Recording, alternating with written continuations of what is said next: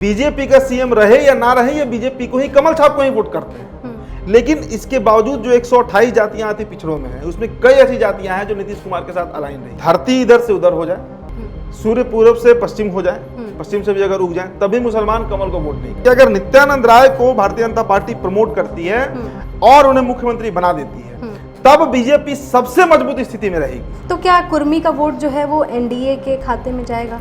तो जो पटेल समुदाय है, जो कुर्मी समुदाय है, उनमें बेचैनी दिख रहा है। मतलब आप कोई भी इस तरह का विश्लेषण कर दीजिए, आप खिलाफ मत बोलिए, सिर्फ इस बात की बेचैनी है कि नीतीश अब जा रहे हैं। पिछले 10 सालों में बिहार का जो ट्रेंड देख रहे हैं हम लोग, जो दलित वोटर हैं बिहार के, वो भारतीय जनता पार्टी के ज्यादा करीब हैं और मतलब वोट करते हैं बीजेपी को।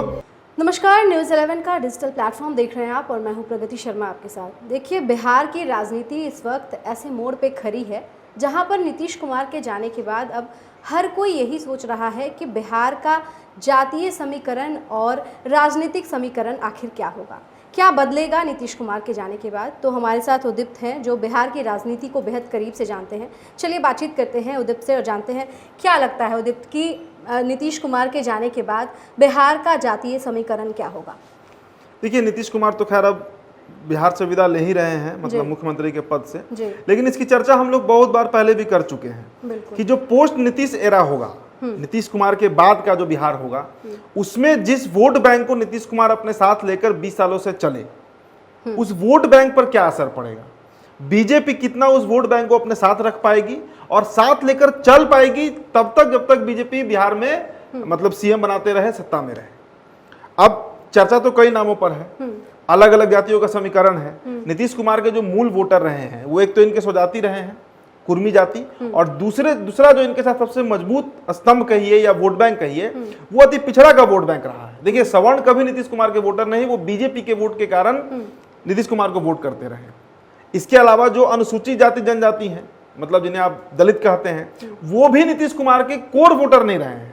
वोट किए हैं, लेकिन ऐसा नहीं कि कोर वोटर रहे हैं, वो अपने अपने जातियों के साथ जुड़े रहे हैं। और पिछले 10 सालों में बिहार का जो ट्रेंड देख रहे हैं हम लोग, जो दलित वोटर हैं बिहार के, वो भारतीय जनता पार्टी के ज्यादा करीब हैं और मतलब वोट करते हैं बीजेपी को as compare to Nitish Kumar. अच्छा।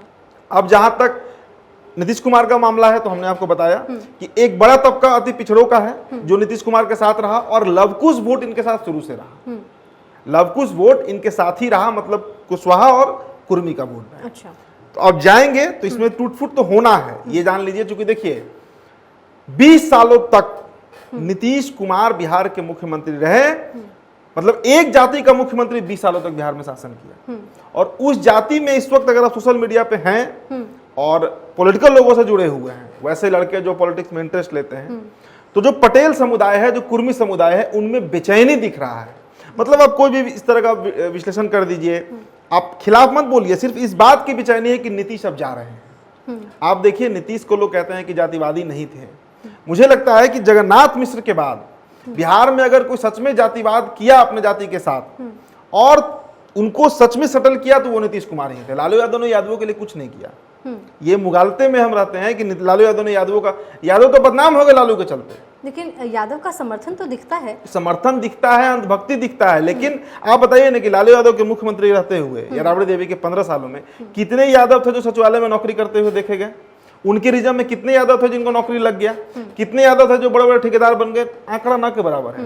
लेकिन नीतीश कुमार के बारे में, और हमने कई वीडियो में हमने कहा है इस बात को कि आपको अगर आकलन करना है कि नीतीश ने कुर्मियों के लिए क्या किया, तो आप बस एक काम करिए, आप चले जाइए बिहार के किसी भी सरकारी अस्पताल में, आप चले जाइए IGMS में, PMCH में, NMCH में, SKMCH में, मुजफ्फरपुर, कहीं चले जाइए, और वहां पर जो नर्स आपको मिलेंगी, आप सिर्फ उनसे पूछिए, आप 10 नर्स को पकड़िए, कोई भी 10 नर्स को रैंडम, उनसे उनकी जाति पूछिए और वो किस जिले से आती हैं। 10 में से कम 5 आपको उसमें से कुर्मी मिलेंगी, और उन 5 में से 4 आपको नालंदा जिले के मिलेंगे। मेरा ये अपना एक्सपेरिमेंट है। अच्छा। चुनाव के दौरान मैंने ये काम किया है, तब मैं आपको बता रहा हूँ। तो उस जाति में दर्द है नीतीश के जाने का। तो ये आप मान लीजिए कि नीतीश अगर जाते हैं तो कुर्मी का वोट बैंक तो टूटना है। तो क्या कुर्मी का वोट जो है वो एनडीए के खाते में जाएगा? मुझे कम उम्मीद लगता है, क्योंकि उनके बीच एक मैसेज गया है कि भारतीय जनता पार्टी जो है वो नीतीश कुमार को जबरदस्ती कुर्सी से हटाई है। अच्छा।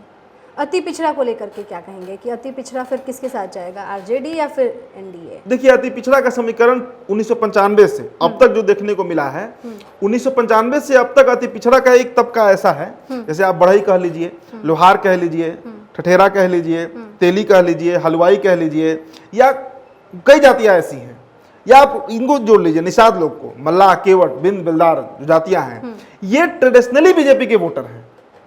बीजेपी का सीएम रहे या ना रहे, ये बीजेपी को ही, कमल छाप को ही वोट करते हैं। लेकिन इसके बावजूद जो 128 जातियां अति पिछड़ों में हैं, उसमें कई ऐसी जातियां हैं जो नीतीश कुमार के साथ अलाइन रही हैं। उनमें संभावना है कि अगर तेजस्वी यादव सही ढंग से काम किए तब, देखिए इस पे भी निर्भर करेगा कि बिहार में मुख्यमंत्री बैठ कौन रहा है। अब अगर कोई एग्रेसिव सीएम बैठ जाए, जैसे उदाहरण के तौर पे आप लीजिए सम्राट चौधरी, अगर बैठ गए, तो मेरा जो अपना अनुभव रहा है बिहार को लेकर, यादव जितना ही पॉलिटिकली मिलिटेंट कास्ट कुशवाहा भी होता है, और अगर उस तरीके से वो मिलिटेंसी दिखाएगा ग्राउंड पर, मिलिटेंसी का मतलब लड़ाई झगड़े का मैं बात नहीं कर रहा हूँ, पॉलिटिकली, तब अति पिछड़ा जो वोट है वो बीजेपी से छटक भी सकता है। और उस समय तेजस्वी की भूमिका क्या रहेगी, किस तरह उसको ग्रैब करेंगे अपने पास, ये तेजस्वी के हुनर पर निर्भर करेगा। तो जो जातियां बीजेपी को वोट कर रही हैं अति पिछड़े समाज की, वो तो वोट करते रहेंगे, लेकिन जो जातियां नीतीश के चेहरे पर थी, उन पर डायलेमा है कि वो रहेंगे एनडीए के साथ या तेजस्वी यादव उनको तोड़ कर ले जाएंगे। यही समीकरण अति पिछड़ों का है। देखिए, और मुसलमान को लेकर के क्या कहेंगे? देखिए, मुस्लिम का तो बड़ा सीधा हिसाब किताब है। धरती इधर से उधर हो जाए, सूर्य पूर्व से पश्चिम हो जाए, पश्चिम से भी अगर उग जाए, तभी मुसलमान कमल को वोट नहीं करेगा। हाँ, अब अगर कोई मुसलमान सीएम बैठ जाए बिहार में, तब शायद कुछ अलग हो सकता है, तभी मुझे ज्यादा उम्मीद नहीं है। और खासकर जब से असदुद्दीन अवैसी की एंट्री बिहार में हुई है, तब से तो मुसलमान को उनका नेता मिल गया, मुसलमानों को उनकी पार्टी मिल गई, आरजेडी के जो वो एक तरीके से कहे कि बंधुआ थे, उससे आजादी मिल गई। तो मुसलमान को लेकर बहुत ही बट नहीं है, वो बीजेपी के खिलाफ ही वोट करेंगे, खिलाफ में कांग्रेस हो, लेफ्ट हो, आरजेडी हो, कोई भी।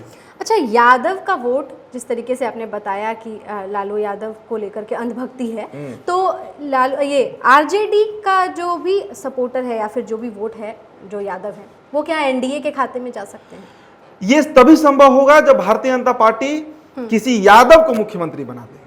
अब नाम तो नित्यानंद का हमने चर्चा भी किया था कि अगर नित्यानंद राय को भारतीय जनता पार्टी प्रमोट करती है और उन्हें मुख्यमंत्री बना देती है, तब बीजेपी सबसे मजबूत स्थिति में रहेगी।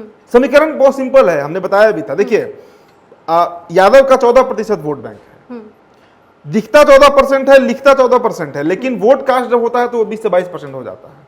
सवान प्लस यादव, ये दो बहुत तगड़ा कॉम्बिनेशन बीजेपी बना सकती है बिहार में। और अगर ये रहता है, और अति पिछड़ा का मैंने जैसा आपको बताया, और फिर कह रहा हूं कि अति पिछड़ा का एक तबका है जिसको इससे मतलब नहीं है कि सीएम कौन बनेगा, वो बीजेपी को ही वोट करते आया है और बीजेपी को ही वोट करेगा। तो ये अगर कॉम्बिनेशन बनता है, और साथ में अगर चिराग से के चलते पासवान वोट मिल रहा है, मांझी जी के चलते मांझी वोट मिल रहा है, और दलित का एक बड़ा तबका है जो बीजेपी को वोट कर रहा है। इस बार का चुनाव का मैं बता रहा हूं आपको, हम इमामगंज में थे, गया का इमामगंज, और बाराचट्टी और इमामगंज के बीच में एक गांव है, वहां पे आंध्रा। अब उस आंध्रा गांव की कहानी मैं आपको बताता हूं। वहां पर 8000 मुसहर जाति का वोट है। मैं वहां पे करीब 6-7 घंटे था, स्टोरी करने गया था, पब्लिक ओपिनियन। और उन लोगों से अगर आप पूछिए कि आप किसके वोटर हैं, तो वो सीधा कहते हैं कि नरेंद्र मोदी के वोटर हैं। और कारण क्या है, उस आंध्रा गांव को मेन रोड से कनेक्टिविटी मिला प्रधानमंत्री ये सड़क योजना के तहत, और दूसरी बात, अनाज उनको फ्री में मिल रहा है। तो एक बड़ा तबका है, मैंने उदाहरण के तौर पर बताया, दलितों का जो पीएम से कनेक्टेड है, जो मोदी से कनेक्टेड है। एक परिवार में 4 लोग हैं, उनको 20 किलो अनाज मिल रहा है, हर 6-6 महीने पे 4-4 महीने पे 2-2 हज़ार रुपये किसान का किस्त आ रहा है, पैसा मिल रहा है, अनाज मिल रहा है, रोड बन गया, तो उनके लिए बहुत लाइफ सेटल हो गया पहले के तुलना में। तो वो तबका बीजेपी से जुड़ा हुआ है। तो ये एक ऐसा कॉम्बिनेशन बनेगा विच इंक्लूड्स यादव जो सवर्ण तबका है, अ पार्ट ऑफ ईबीसी मतलब अति पिछड़ों का एक हिस्सा, और जो दलित वोटर है। तो वो सबसे मजबूत और सशक्त कॉम्बिनेशन बीजेपी बना सकती है अगर नित्यानंद राय को या किसी भी यादव चेहरा को अगर आगे बढ़ाती है। तो ऐसे अगर किसी अन्य जाति को बनाती है तो शायद समीकरण बहुत गड़बड़ाएगा बीजेपी का। ये मेरा स्व आकलन है।